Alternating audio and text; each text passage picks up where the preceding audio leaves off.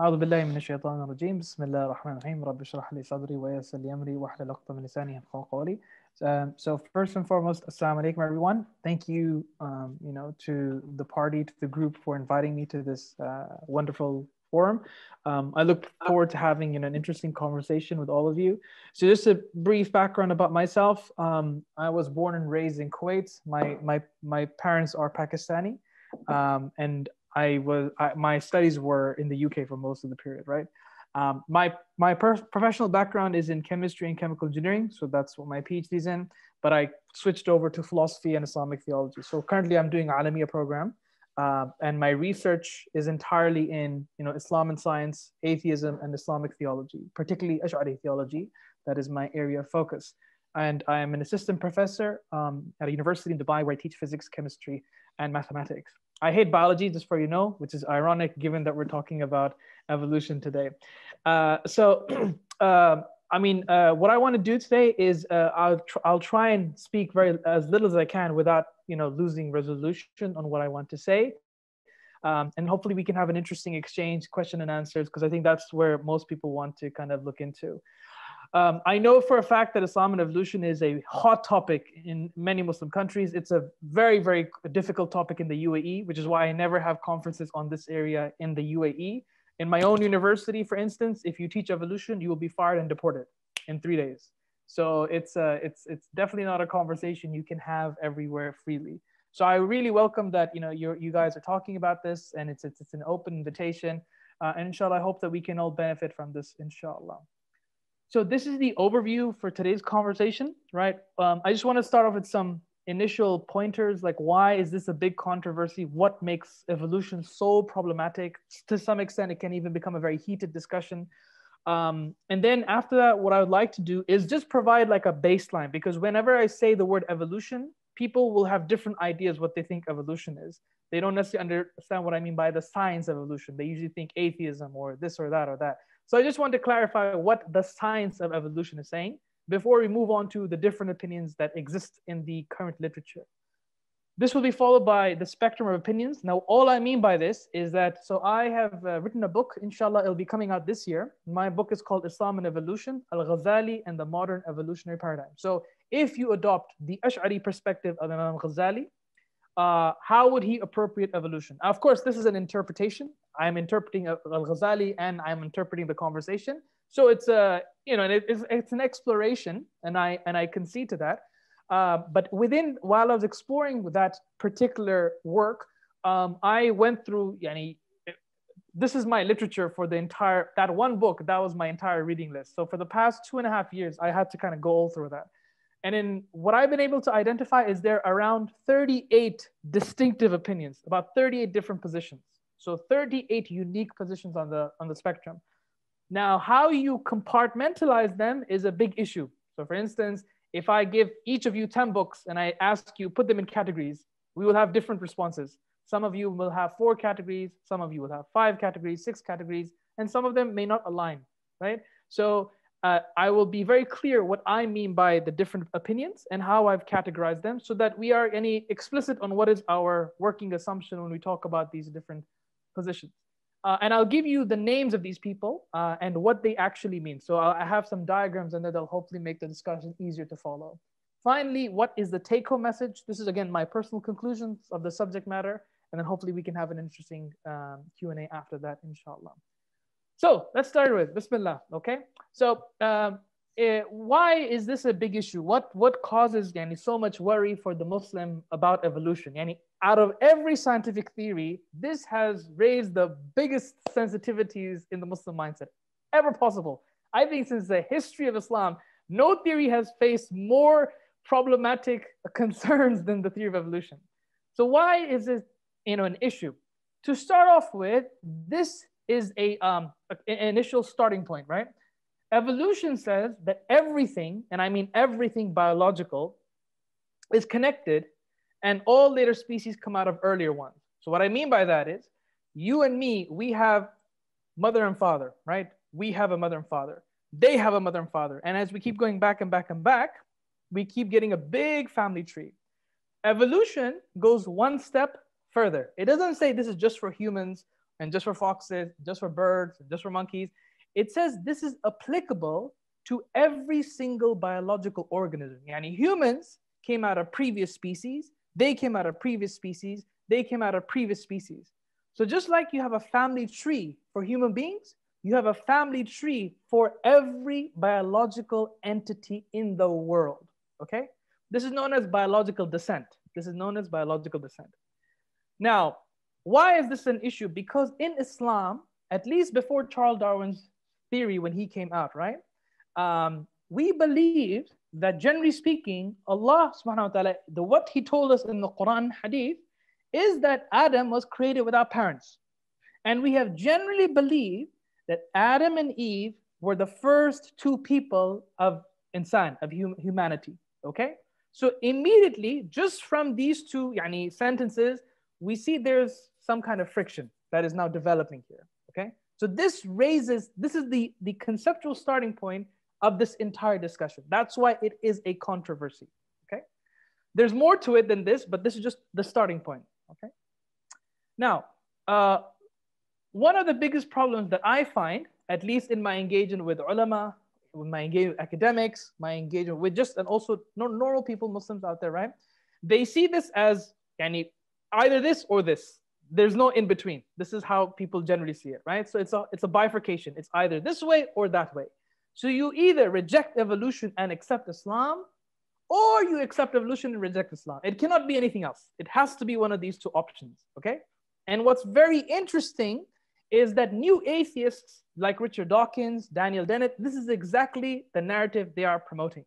You cannot be a Muslim, okay? And you cannot be an evolutionist. Now, I'm not saying this is correct. I'm just telling you the narrative that atheists are giving out. For them, evolution is one of their biggest weapons. They believe evolution undermines all religious claims whatsoever, okay? And so this is a narrative that atheists are promoting, as well as even some Muslims are promoting, that you cannot be an evolutionist. You have to either accept Islam or you have to accept science. You cannot accept either of the two.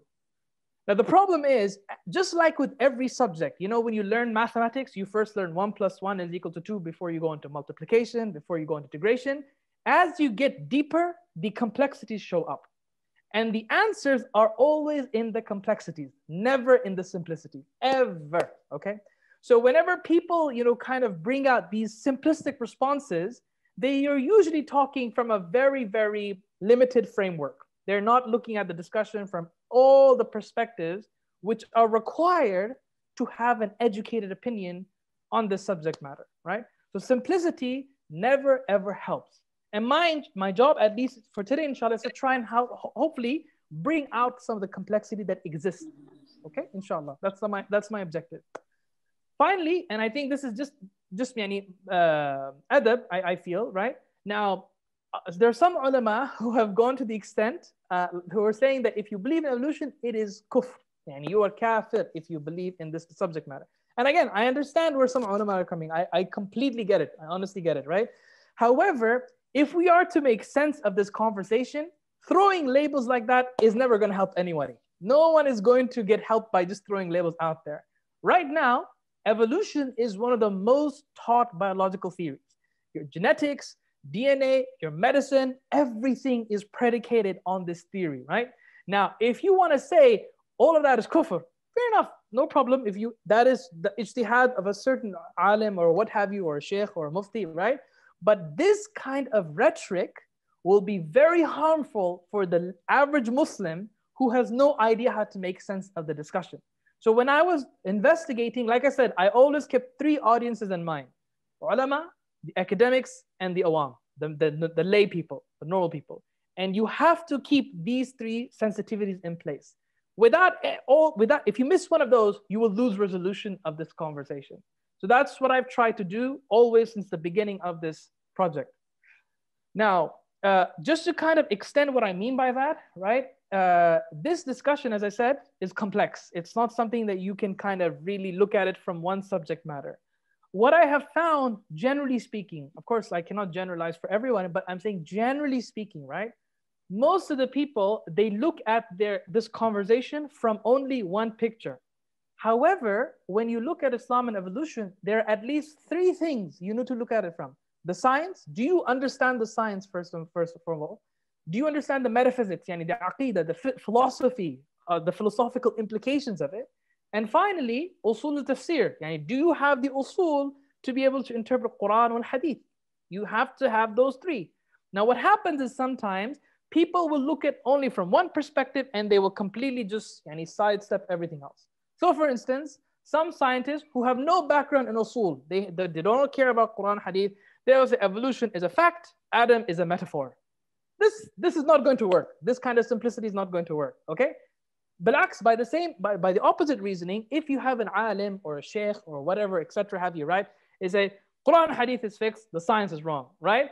This is not going to work. You have to kind of look into a little bit more of the details. Now, I'm not saying that people who have those opinions are wrong per se. That is not what I'm trying to say. I'm saying at least make the effort, do the ijtihad to be able to understand the different vantage points. That's what I at least expect for people to have an educated opinion on this topic.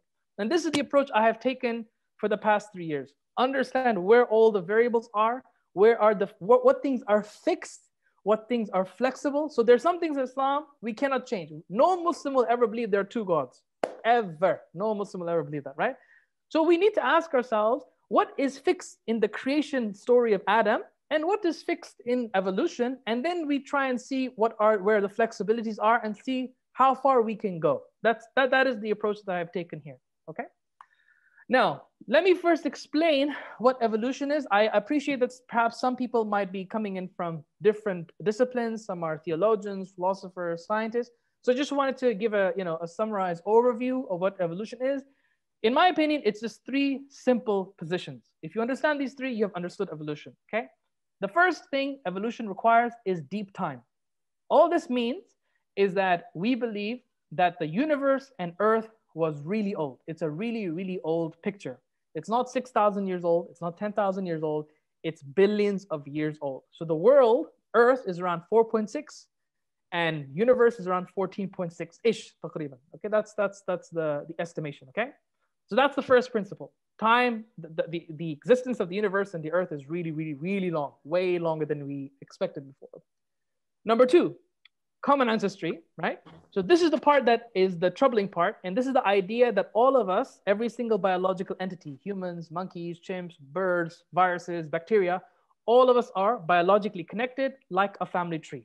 This is common ancestry. This is the name of common ancestry, right? Finally, how does evolution occur? So this is the mechanics, okay? How does the mechanic of evolution occur? It's 2 principles: natural selection and random mutation. This is the third principle, right? By natural selection, we simply mean that whenever species, right, whenever they go into a territory, they learn to adapt to that territory. So for instance, if you have an animal or a group of animals that have really thick fur, and very heavy fur, and you put them in the Sahara Desert, they will have to adapt and get thinner and thinner fur. Otherwise, the heat will kill them. That is natural selection, that you adapt according to your locality. Natural selection means nature is just pretty much killing those species that are not going to survive and allowing those species to live who can adapt to that environment. This is natural selection, okay? Random mutation is simply the idea, all of us, me, you, bacteria, banana, tea, chai, water, not water as well, just like all biological entities, right? All of those have DNA. That is your blueprint. This is your fundamental blueprint, your biological blueprint, right? All of those things, right? When they get produced and when they, are copied into your offspring. So my mom and dad, they had me and my brother. I have my son. Some of my DNA gets passed on. Some of my wife's DNA gets passed on, etc. Right? So during that process, sometimes there are copying errors or there's a mutation in the gene. Now, if you allow natural selection and random mutation to occur for 3.5 billion years, and that's a very, very long time, right? If you allow it to occur, we will see all these different biological species coming out into the world. These different birds, the different dinosaurs, species, reptiles, etc., etc., etc. This is what the theory of evolution says. So just to summarize, time is the existence of the universe and Earth is really, really old. Common ancestry, we all have a biohistorical lineage. So humans came out of a pre-existing human species, and back and back and back and back until you came with the very first life form. And the mechanics of evolution is natural selection and random mutation. Okay, this is what I mean by evolution. Okay, now just to give you a picture, because I like to deal with pictures, there's a diagram on the right hand side. Can you just confirm you can see a diagram on the right? Yeah, there's an, okay, yeah. So that diagram is just basically a family tree. Okay, so according to our current estimation, right, if you can follow in the y-axis, so going from bottom to up, this is how many million years ago, right? So 60 million years ago, 50 million years ago, 40 million, etc. Now, what this is showing is over time, there were these splits, right? There was like us in a family tree. There are these splits, species split, they evolve, split and evolve.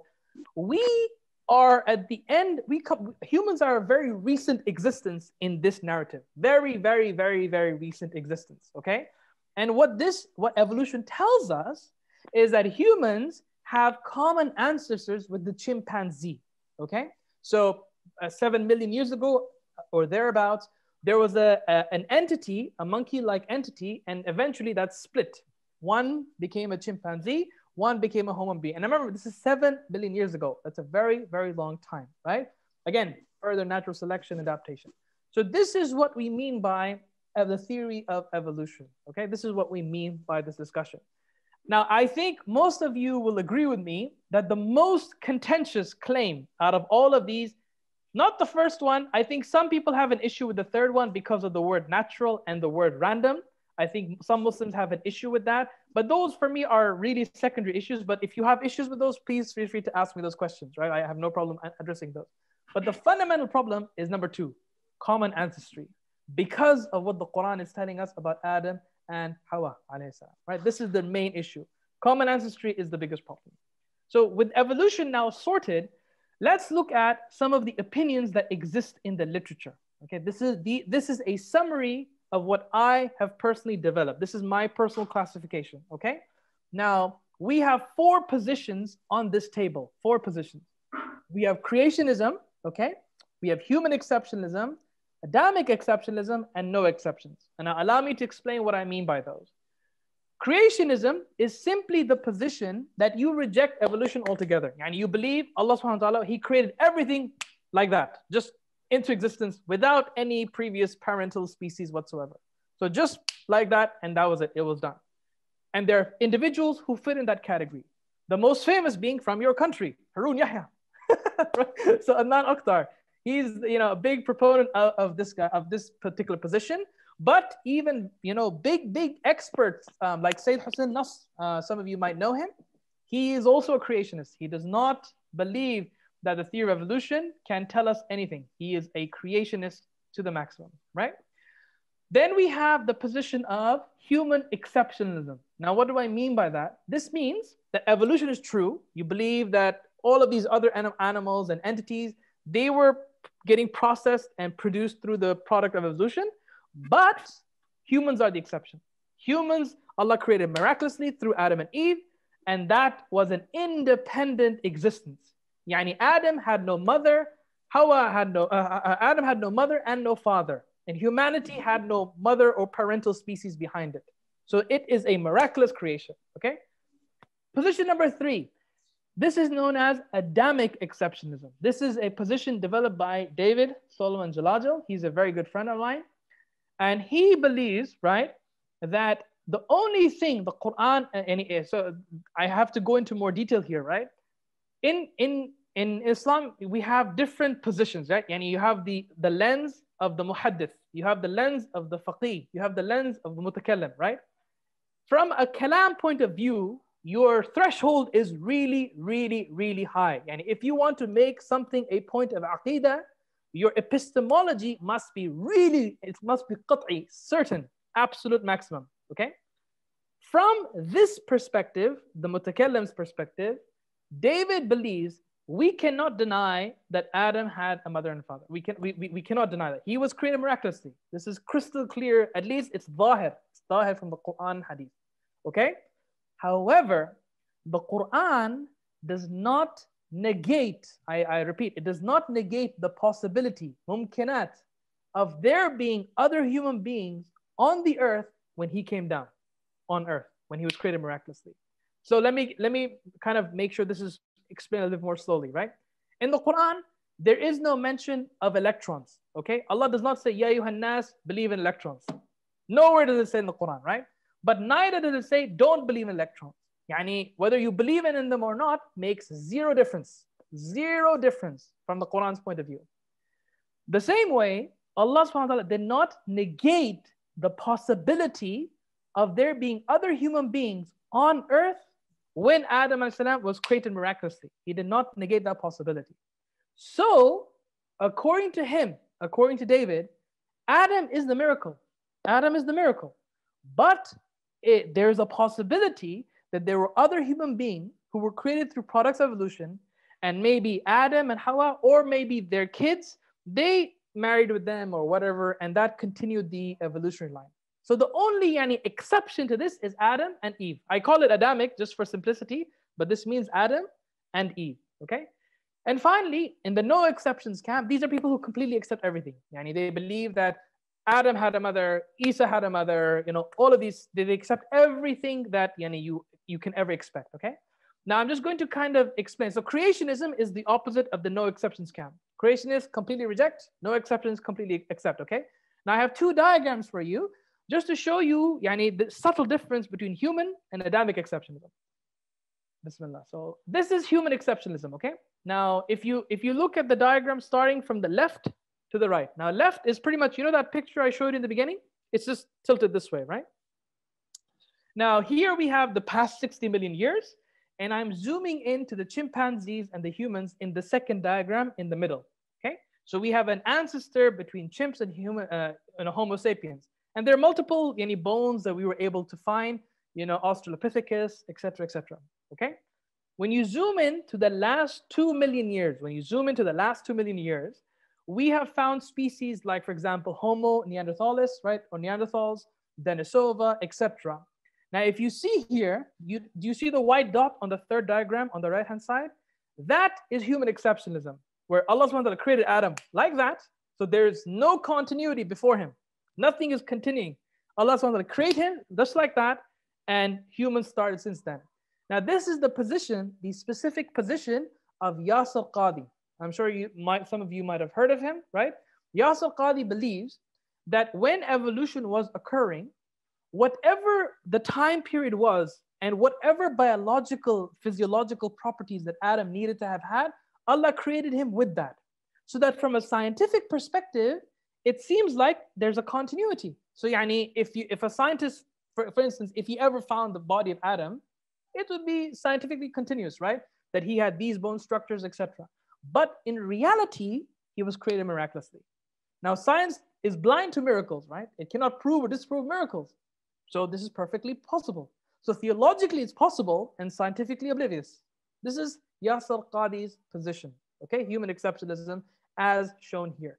If there are any questions, please do ask, or in the chat box or what have you, but I just want to make sure everyone's clear. This is the position of human exceptionalism as discussed by Yasir Qadhi.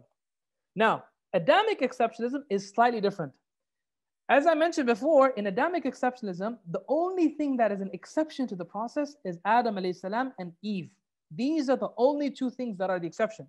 So from that position, Adam could have been, because we have no hadith exactly that is qat'i and sahih and etc. that tells us exactly when Adam was born. We have nothing, no evidence on this whatsoever, right? On top of that, because of that, we know that, there were species similar to human beings that had aql, that had language, all the way back at least to 1.5 million years, which includes species like Homo heidelbergensis, Neanderthalensis, Denisova. So Adam could have popped into existence at any moment in time. We call him insan. There's no doubt about this, right? We call Adam insan. He's part of insan. But what do we mean by insan in science? This is a big question mark, right? When does the insan stop and the Neanderthal begin? When does the Denisova stop and that begins? So this is a huge question in Islam and evolution, because Denisovas had speech. Denisova had aql.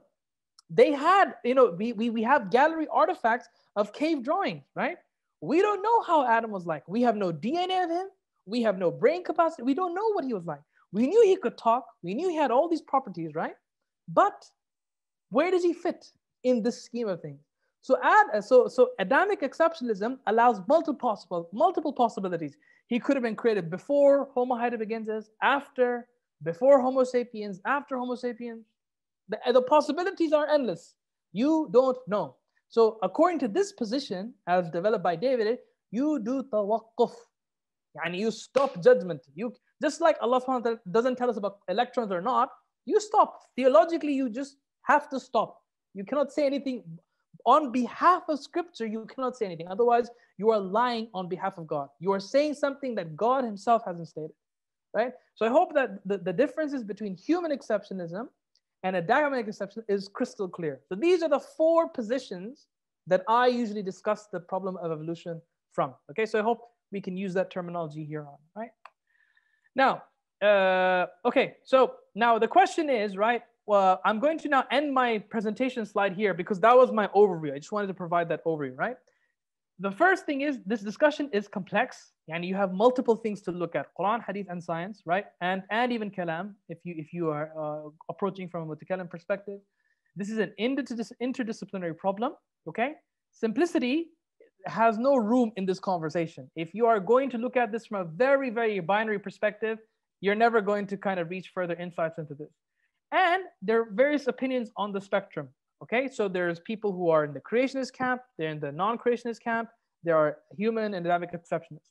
So I'm just going to now end there, and then hopefully we can take on questions because I know you guys look very curious and you're going to have very difficult questions for me. So I'll hand it over back to the host. Thank you very much for listening to me. Inshallah, let's have a good conversation. Oh, thank you very much. As I think it was a very short and very good brief summary about how we have to look about the evolution. So let's get started. Arkadaşlar, soruları olan varsa, yani İngilizce sormak isteyen varsa sorabilir. Türkçe chat'e yazabilir, ben tercüme ederek sorabilirim. Evet, sorularınızı alalım. Let's start. I think the people, they need some time to think about it. Of course. Chat room. I think I can start if it's possible for me, because I have also some questions. So first of all, okay, from the point of kalam view, or from the point of a mutakallim, we know that we have qati and zanni classifications in our Islamic epistemology, let's say.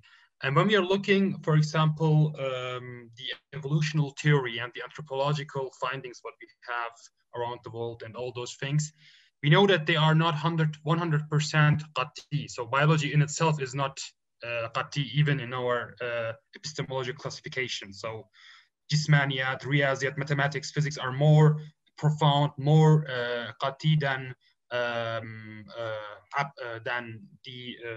biology or other sciences like psychology and moral values and so on, or economics. So how should we, there are some, of course, mutakallims, they, I think, take the easy way and say, for example, we have Homo neanderthalis or Homo denisova and so on. But those findings are not, those paleanthropological findings are not 100% are not qati to say that there was an Homo neanderthalis or a Homo denisova who was speaking. So how, this is, I think this is a biological question, and I want to know how we really know that those species or humanoid species were really those species, and those findings were really qati. Right. So there's two responses to those, right? From a kalam point of view, your task is only to understand everything through the frame of reference of what is theologically qat'i. That is the first thing, right? So you, as a theologian, you are just worried about the thing about God, prophethood, and the last day. And there are some strong things you need to make sure that is qat'i. You cannot exterminate those. You cannot revoke those, okay? Now, my approach has always been, from a kalam point of view, what is the maximum flexibility in your theology? This is the question that I have approached it from, right? So whatever the debates are in biology, whether this is Denisova, this is not Denisova, it makes no difference. I am saying, okay, Let's say evolution is true. We give it to the scientists, we give it to this guy, that guy. Let's just say evolution is true, right? How far can you accept it? How far can you accept it in the theological group? In my personal opinion, the most I don't think you can accept no exceptions. The last category, I don't think you can accept that, because the Quran and Hadith are crystal clear, for at least for me, about Adam and Eve, right? The maximum you can go is Adamic exceptionalism, because the Quran is silent about animals and humans in terms of creation. We don't know exactly whether they're created instantaneously or through evolution. The Quran is silent about even monkeys and all of this, right? The Quran is silent about the possibility of there being other human beings. So what is the maximum you can take? The maximum, Adam is a miracle creation, and we believe in miracles. The Kalam scholars believe in miracles because everything in Allah, everything is under the control of Allah. If he wanted to, he can convert this glass right now into a snake if he wanted to. And it is jaiz, it's completely possible. So in that framework, what is theologically acceptable? Up to the point of Adam, Adamic exceptionalism. So for me personally, whatever debates are in biology, I don't care, because I never approach this from a scientific perspective. I'm saying, let's give it to common descent. Let's agree that common descent is real. How much can we agree with it? In my opinion, the only thing you have to be able to accept is Adam being excluded from the process. Okay. That would be my response to that. So I personally, I don't care about Denisova, this thing or that thing. It makes no difference to me. Okay. Because I have last time, I think there was a book, very important book from an evolutionary biologist about paleontology and those anthropological findings, and he was also getting as a scienceman very critically. He was getting very critically about those things. This is another topic. I think this is the philosophy of evolution itself, biological evolution. There is another. There are two questions. Can I further just add one point to yours? Yes. To what you said. So you know how we talk about qat'i and dhanni?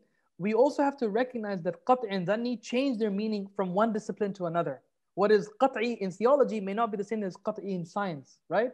And these are different standards. And one of the things that I think slowly, Kalam scholars are trying to understand is that to what extent does a theory become so strong that we have to evaluate our scripture? Okay, this is something that I think is still ongoing, right? And this is also tied in to some extent to the usul, to the hermeneutic principles that you adopt, right? So for instance, let's just say we have the idea of Moses, his stick converted into a snake, right? Scientifically, it's impossible. It is impossible. No scientist is ever going to accept that, right? However, we need to have, if you're going to say we have to interpret this non-literally, and it's just a metaphor or a story, then we need to redevise our hermeneutics. Now, ulama are not going to accept that, okay? For them, there are certain things that are fixed, certain things that are not. There are principles of the hermeneutic standard that you need to be able to accept. Now, what some scientists are doing, which I believe is a form of scientism, they will take the science and just run everything over the Quran Hadith with this. So they'll say Adam is a metaphor, Musa alayhi salam is a metaphor, Isa is a metaphor. All of those are metaphors. So there's, I think, a big discussion that needs to happen. If you want to take classical theology, yani kalam, seriously, you need to be able to accept things which are flexible on both sides and strict on both sides.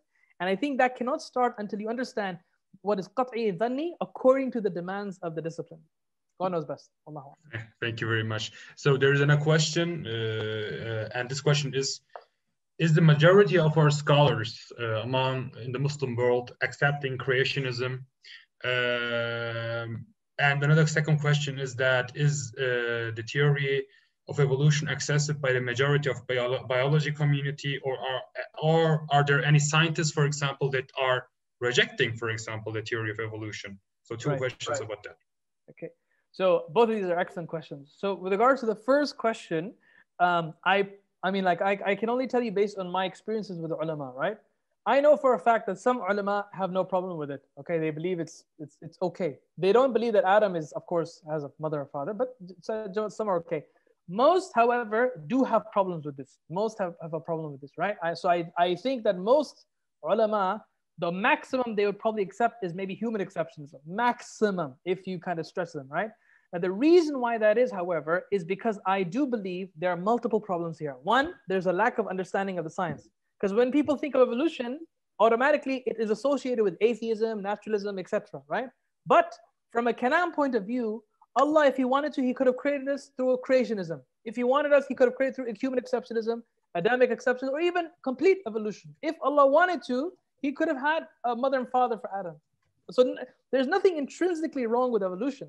The problem is the hermeneutics. And I think some people find it very challenging to kind of go against something that we have held for so long. Whereas I feel that Kalam scholars were always dealing with the challenges of the day. Muslims never had to question the story of Adam because evolution didn't exist back then. It never existed. This is a modern theory, it's a modern challenge. So it's going to have time to, it needs time to deliberate, right? And for example, when the Muslims in the 17th and 16th century, when they first got the printing press, why did they ban the printing of the Quran Hadith? Because they don't want the name of Allah to be hit like this on the printing press, right? It took 300 years for them to finally accept printing press. Why did ulama reject the microphone in the beginning, right? So some ulama in Saudi Arabia, for instance, they said the microphone is the technology of the jinn. Sheikh Fudais, who was the emir of Saudi Arabia, he said to the alim, recite the Quran in here, and then they finally heard the echo. That's only at that point ulama started accepting the microphone. So there's always a lag phase. There's always a lag phase for every new idea. I think people still need time to kind of go into this. That's why, this is why I consciously chose Imam Ghazali. Imam Ghazali is well respected, right? I mean, of course, he has his own criticisms and what have you, but he's a well respected scholar. Now, if you take his methodology, how far can you go? And if you can show there is nothing really wrong with the problem of evolution except for maybe Adam, khalas, what's the big deal? So I believe that this is a bigger problem that will hopefully evolve over time, right? So that's the answer to the first question. The second question is a theory accepted. So I wonder, this is why I presented evolution in those three definitions. No scientist rejects deep time. No scientist rejects common ancestry. The debate that they're having is over the third issue, which is the mechanics of evolution. That's why there is a revision among scientists by some scientists known as the extended evolutionary synthesis, where they want to add other causal mechanics to evolution. These include self-organization, what's it called, niche processing, right? And other kind of causal factors that can be incorporated. Now, scientists are debating about this. There was a very famous paper in Nature where you had the two camps, one with the neo-Darwinism, others with the extended evolutionary synthesis, who are saying these other causal factors need to be in the picture. But none of them deny common ancestry. So I find that this is why I believe that whenever people say, oh, evolution is a theory in crisis, no, it's not. Evolution is a multi-propositional theory. It has multiple propositions. Which part are they rejecting? Deep time? Nope. Common descent? Nope. It's mechanics they're debating over. They are debating over mechanics. That means common descent, which is the primary problem, remains, whether you're in the new camp or the old camp. So I believe that this is where we need to kind of pay attention. There are debates, but that doesn't mean that common descent is under question.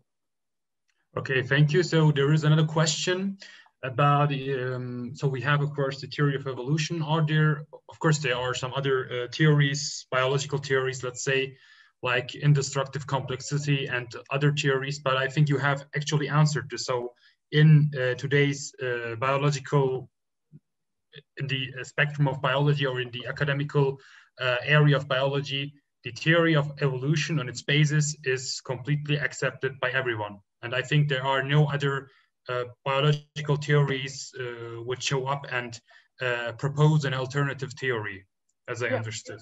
Yeah, no one is denying common descent, except if you're in the ID camp or if you're in the creationist camp, right? Young Earth creationism, older creationism, ID, except for example, in the intelligent design camp, right? In the ID group, you have ikhtilaf, you have difference of opinion.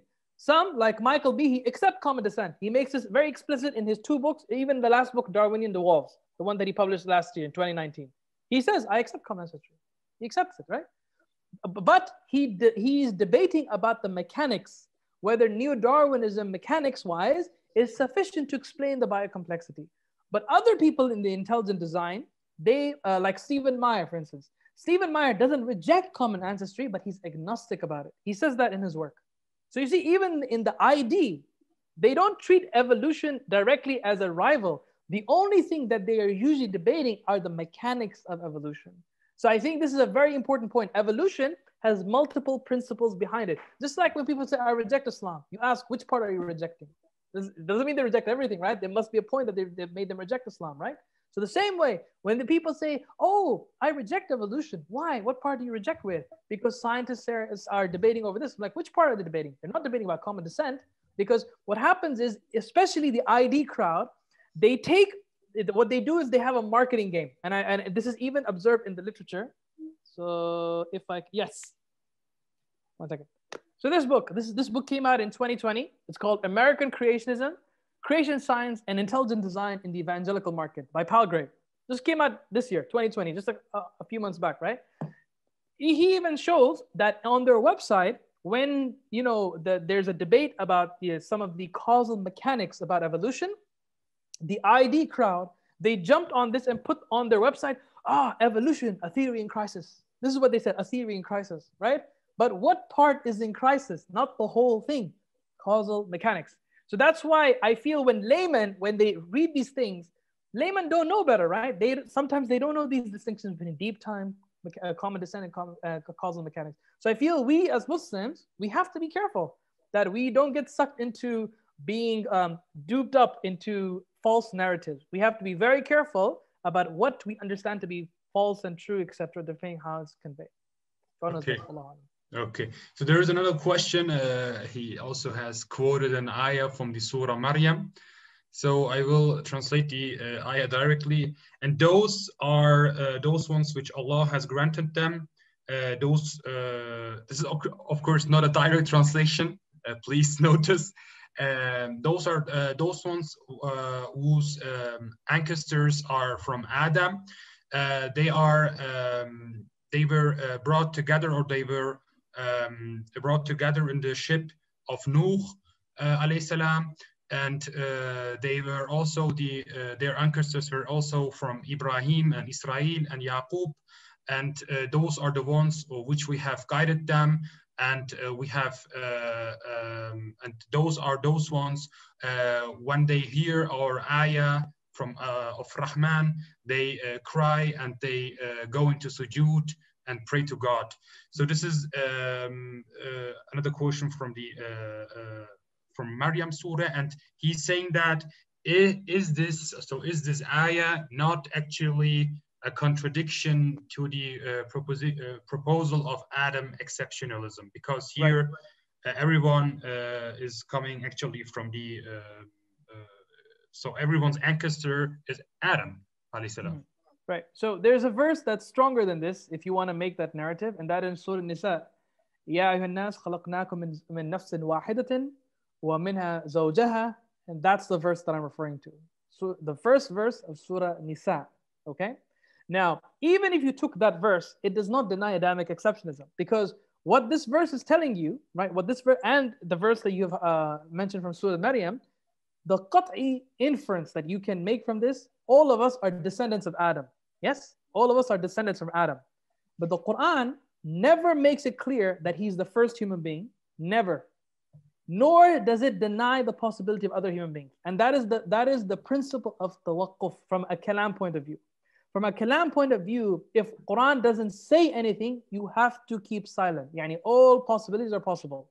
The Quran doesn't negate electrons. The Quran doesn't accept electrons. So whether you believe in it or not, it's jaiz, it's possible.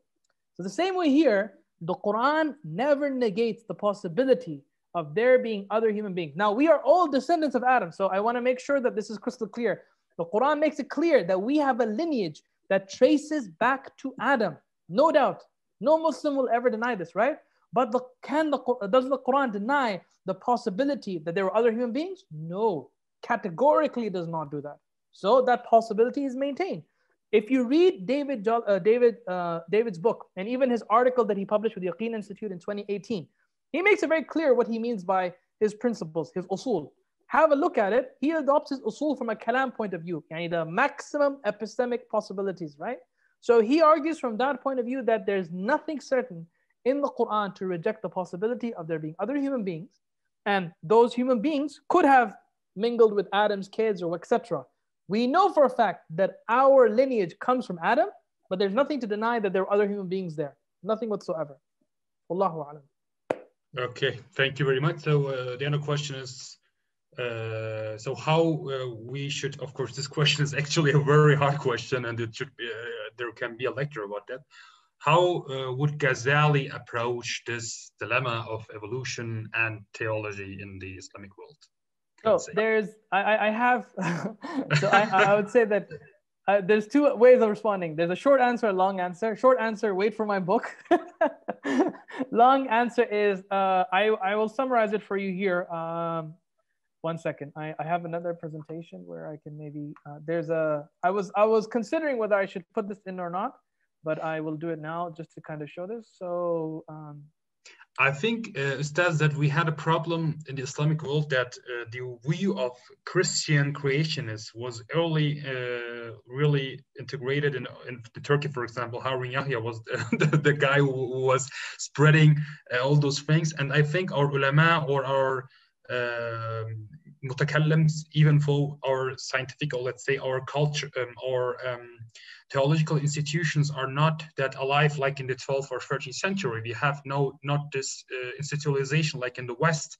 And I think we have take it really easy at the beginning to accept the view of creationism and put it, I think, into the garbage, let's say, from our point of view. And now we have this, I think, this problem or dilemma or this confusion in our minds. You have to bear in mind, bro, that I personally sympathize a lot with ulama, right? I really do, because look, we are living in a post-Khalifa, post-colonial world, right? Now, any new idea by ulama is automatically treated very suspiciously, okay? Any new idea, right? When it comes to either science, when it comes to philosophy, when it comes to Nietzsche, whatever you have, right? So, and the reason why that is because eventually, at least in the past 100 years, there was a drift between ulama, being like these beacons of knowledge that were able to kind of look at everything, to being very isolated and looking strictly into fiqh, hadith, etc. Right? Like kalam right now, particularly I feel is lacking, really, really lacking.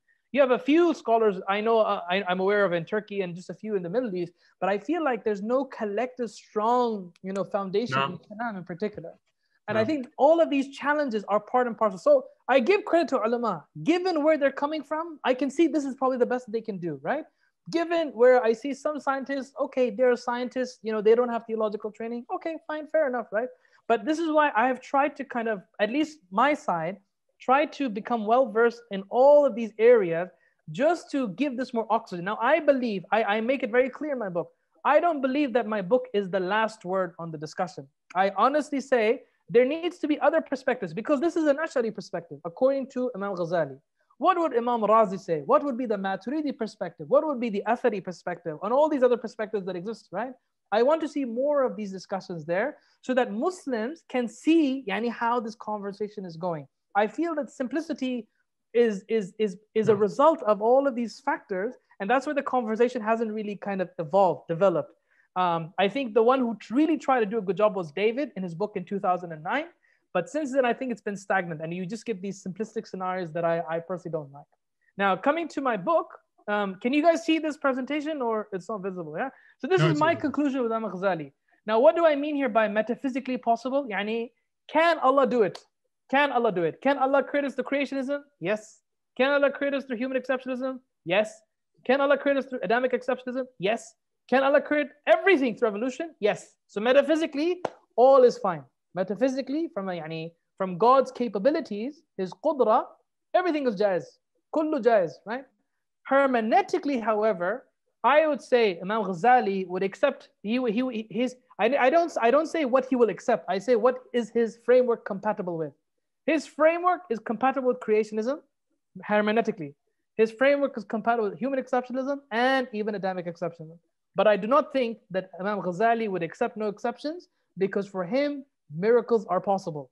His Tahafut al-Falasifa, discussion 17, is all about miracles. Even in his Iqtisad fil-I'tiqad, he makes very clear that everything is under the control of God. And if he wanted to, the sunnah of Allah, he can change. Allah can change at any time he so fits.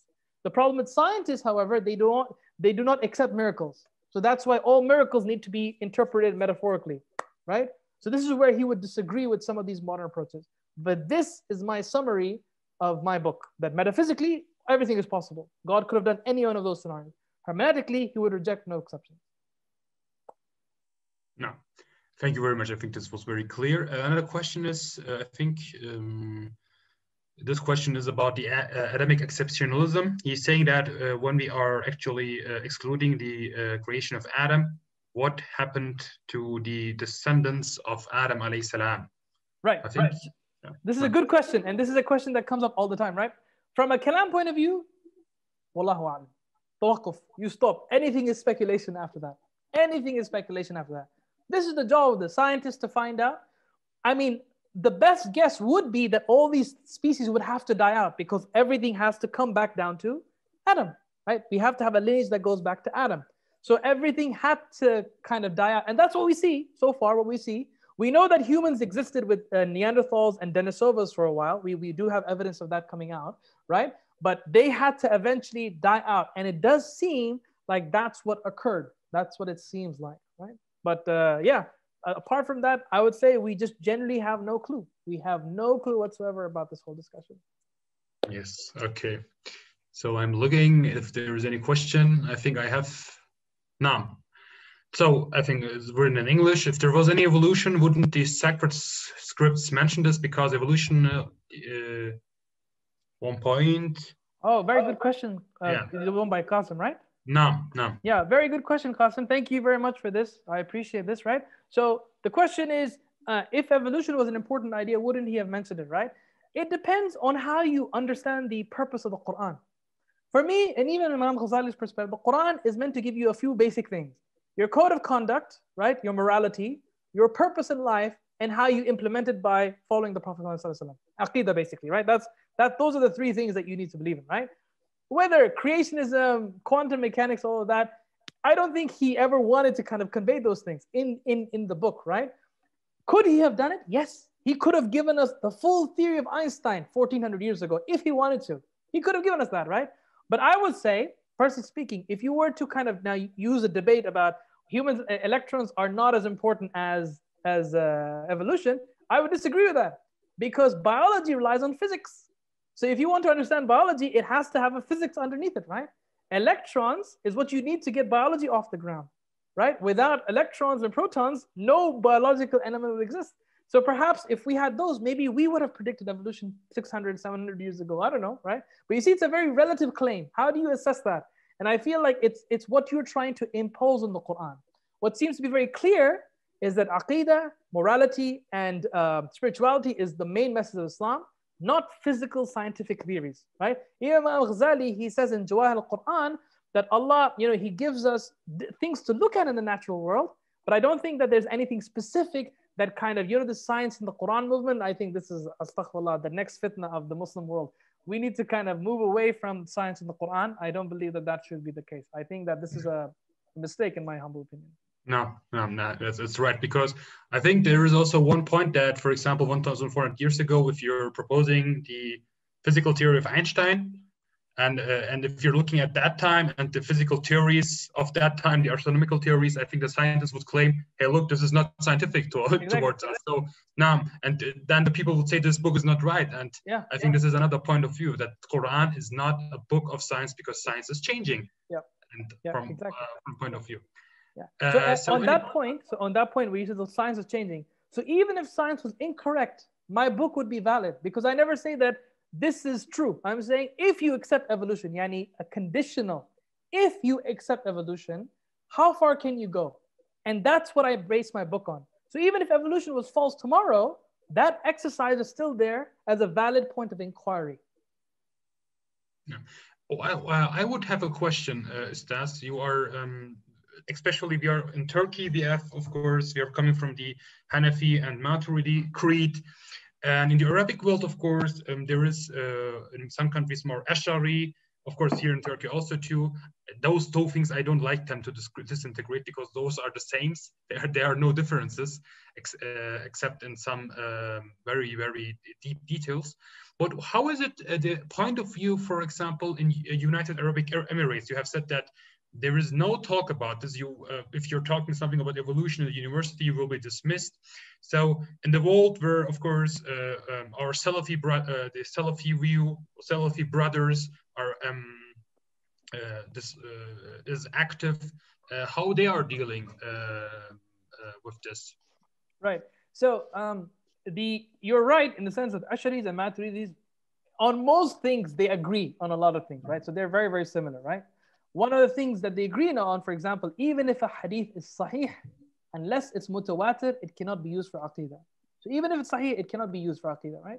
It has to be mutawatir. This is a point of doctrine raised by Maturidi scholars and Ash'ari scholars, right? However, this is my belief. Sunni Islam is three camps: Ash'ari, Maturidi, and the Athari or Salafi, right? I do not disqualify them as a non-Sunni camp. And I just do this because I do not want to go into sectarianism, right? So this is Sunni camp. This is the right way. Yeah. This must be the way, because we are united. I'm not a fan. And the thing is, like, if somebody's non-Sunni, I say, okay, be explicit, so at least I understand where you're coming from. I don't have a problem with that. Just be explicit, yani, in your approach. Because if I want to understand your opinion, I need to know your framework, right? So this is the function of theology. You separate what you believe in versus what you don't believe in. This is what I believe is a function of theology. The Athari brothers and the Salafi brothers, they have a bigger challenge than the Ash'aris and the Maturidis, because for them, they give ahad hadith much more epistemic weight, much more epistemic weight, okay? Now, with that, there comes a problem with some of the hadith that talk about Adam alayhi salam. For instance, Adam alayhi salam is said to have been 30 meters tall, according to Sahih Bukhari. In Sahih Muslim, there's some hadiths that indicate that he was created from dust, and indicating that perhaps he was the first of man. So there are a bunch of ahadith here that they would have to deal with. Now, I've had conversations with some of these guys, right? And I don't have a problem if people insult me, but there was this funny guy. I think he was from Saudi Arabia. He said, I'm a Jewish agent because I am rejecting hadith for science, for evolution, right? Now, this is the kind of conspiracy narrative that sometimes come out. Now, I have to be clear, this is not the same everywhere. Yani, you have to speak on a case-by-case basis. But if you're Athari or if you're Salafi, this is the kind of mentality you will have. They will think you're a sellout. Yani, you are selling your deen for a Jewish theory. So yeah, it was a funny experience. But yeah, I think it will vary from person to person. The Atharis have a bigger challenge. They have a way bigger challenge than this. Where I feel the difference between Ash'ari and Maturidi is the hikmah difference. In Maturidi, there's an emphasis on Allah doing things with hikmah. The Ash'ari disagree. Allah says Allah can do whatever He wants. He may have no hikmah if he wants, right? So this is a point of disagreement. So in Turkey, I feel, particularly the Nursi crowd, you know, the people who follow Imam Nursi, Maulana Nursi, right? They, I feel, they cannot accept chance in nature. For them, chance is a very loaded word, right? And I find that in my experience that it's because of a Maturidi frame. Ash'ari have no problem with chance. If Allah wanted to create us through chance-like processes, He could do it if He wanted to. Whereas I think the Maturidi camp might disagree. But this is, I feel, a small difference, not a big difference.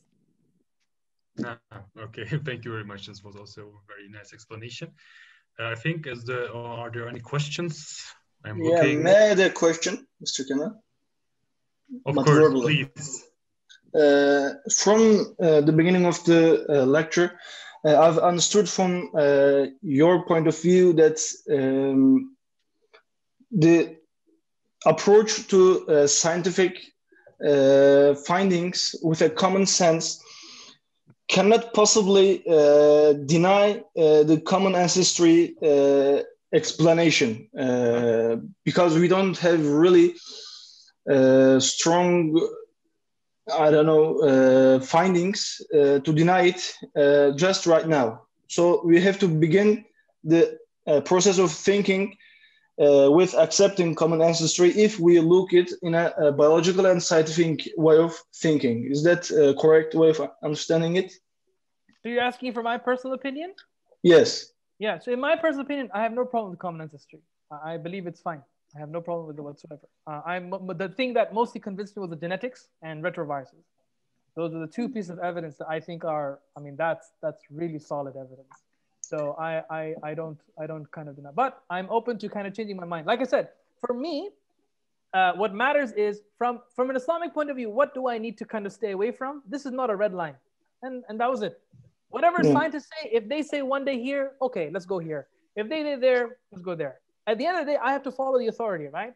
I just need to make sure the red lines are not being crossed. And that's what I did. That's why starting from the kalam point of view is very important. If you have that set, then you know what you can accept. What are the possibilities you can accept? Yeah. In this position, I'm thinking of thinking from the minds of people that do not look at in an Islamic way of thinking. I may think like that. We have a scientific explanation to the process of becoming a human, or to process to have a human. So why put another thing like we did in a human exceptionalism or Adamic exceptionalism in this process? We don't need it in İslam-Bilim İlişkisiyle ilgili dersler serisi. Someone else is talking. Arkadaşlar, Muhammed Nezih Koç arkadaşım, sesin geliyor. Kapatabilir miyiz? Özür dilerim. Hakkınızı helal edin lütfen.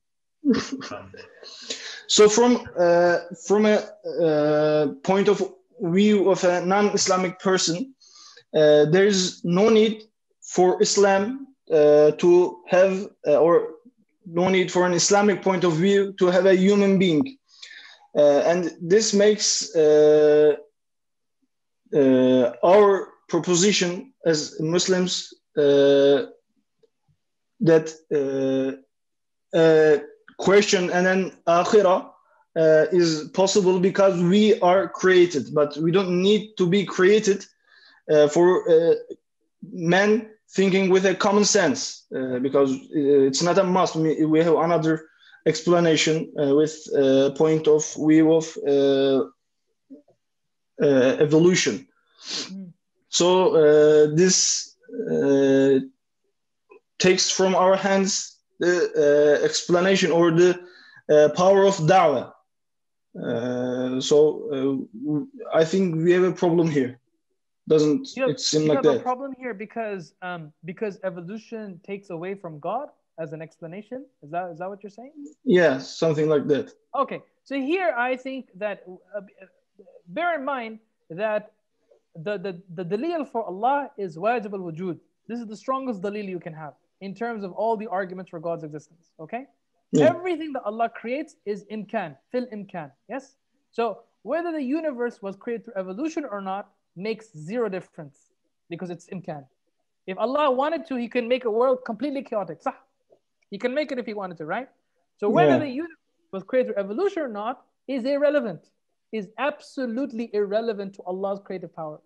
If it's imkan, if it's mumkin, there must be a wajib al-wujud. This is our basis for belief in God from a rational perspective, okay? So now, if scientists are promoting that evolution undermines God, this is because they believe in naturalism and evolution, not because of evolution. Their metaphysics is only nature. Our metaphysics is not just nature. So I think that's the real problem. So I don't think evolution in of itself is the problem here, because Allah could have created a world where He created us through the process of evolution. He put those sunnahs in there if He wanted to, and we're discovering those laws. No problem with that whatsoever, right? But if the scientist is saying he's not actually promoting evolution, he's promoting naturalism. Naturalism and evolution gives you this atheistic narrative, whereas we believe that in everything in science, the real cause behind it is Allah. Quantum mechanics is controlled by Allah. Evolution, if you believe it, is controlled by Allah. Relativity is controlled by Allah. None of them deny with God. If you're now equating God and evolution, this is the God of the gaps narrative, where you are pitting a scientific theory with God, which is what we Muslims never have ever believed in this scenario whatsoever. No scientific theory can reject God, ever. No. Okay, I think it's very clear that the wajib al-wujud is here essential, and I think we have actually also Kalam lectures, and here we were also discussing that everyone, each atheist, naturalist, all of them has a wajib al-wujud, and this is the pantheistic way of thinking that the nature or the galaxy or the universe itself was itself creating and so on. And this is, I think, the point of view of metaphysics and what Richard Dawkins and all these other guys are putting there, taking the evolutional point of view, mixing it with some flavor, not flavor, really with naturalism, and proposing it that this is science, but this is actually not science. This is It's metaphysics. Philosophy. Yeah, it's philosophy. Yeah. It's philosophy. Exactly. So, and other questions? Actually, I think everyone is. There are no any other questions. So this was actually, I think, a very sharp lecture. You know, it was very mind blowing. So not mind burning, but it was very sharp and very nice. Shukran. And thank you very much. Many things I think from the epistemological way of view is clarified to our brothers, because this topic is very deep and very high. Ustaz, you have explained a very deep topic, a very controversial topic for us in a very simple way, so we can understand it. Last words for you, what you want to say, inshallah, to our community and to our friends. I would say, first and foremost, thank you very much for listening. If I bored you, I apologize. If you learned anything, then please keep me in your du'as, inshallah. More than anything, I hope I didn't offend anyone, or I hope I didn't hit anyone's sensitivities. I know that evolution is a very sensitive topic for some Muslims. So I hope that this was engaging, informative, and feel free to come back at me. Like I'm not somebody who's dogmatic about evolution in my position. I'm more than happy to change my opinions, right? I personally, when I was in the beginning of this project 3 years ago, I was in the no exceptions camp. I'll be frank with that. I was first in the no exceptions camp. When I started learning kalam, etc., and doing my research in detail, then I realized that you cannot kind of interpret Adam to be anything else. Adam is a miraculous creation. So even I have had a change of opinion, which then informed my book as I was writing it. And the last thing is, inshallah, I really hope that if you guys are interested in this topic, if the publishing goes well, it will hopefully be out in March to May 2021, this year, inshallah. And it's a very detailed book. It's about 140,000 words. It was supposed to be 80,000 words, but it ended up becoming a very, very big book because I wanted to address every single contention. So I hope that is informative as well. And feel free to email me or message me. I think Abdul Qadir has my number in case you wanted to reach out. I'm also sending you my email if you wanted to reach out. Thank you very much for having me. I really appreciate this. May Allah bless all of you. And I hope that, whatever developments you have, I hope I can benefit from them in the future as well. Barakallah feek. Thank you so much, everyone. Thank you very much, Ustaz. Thank you very much. And also, one is also thanking that for the language you were using. It was easy for us to understand it. I'm glad, because I try to avoid complicated. So I just want to get the message out there. Thank you. Thank you very much. Thank you for this very informative and nice lecture. Thank you. Thank you. Assalamu alaikum, everyone. Alaikum salam wa rahmatullah.